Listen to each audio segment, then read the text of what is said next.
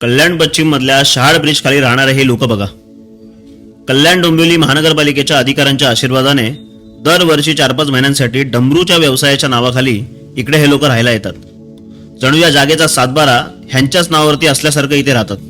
कुणाला पण कुठेही कसं काय राहायला देतात हे अधिकारी? बरं, ही लोक कोण आहेत, कुठून आलेत, काही माहिती नाही. या 4-5 महिन्यामध्ये हे लोक इथेच राहतात. बरं, हा परिसर इतका घाणेरडा करून ठेवला या लोकांनी. हे लोक इथेच झोपतात, इथेच उघड्यावरती आंघोळ करतात, इकडेच जेवण बनवतात आणि इकडेच जेवतात. आणि यांचा व्यवसाय देखील इकडेच चालू आहे. महाराष्ट्र म्हणजे काय धर्मशाळा वाटली या लोकांना. आणि जेव्हा जेव्हा हे लोक इकडे राहायला येतात तेव्हा तेव्हा या परिसरांमध्ये चोऱ्या होतात. हा आजपर्यंतचा अनुभव आहे.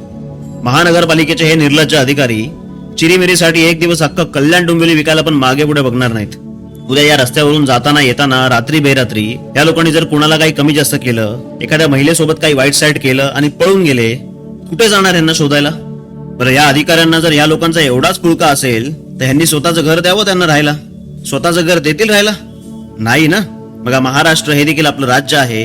त्याला आपल्या घरासारखं स्वच्छ आणि नीट ठेवावं असं नाही का वाटत? स्वतःच्या घराची, स्वतःच्या कुटुंबियांची जितकी काळजी घेता तितकीच या महाराष्ट्राची आणि महाराष्ट्रातील जनतेची काळजी का नाही घेतली जात?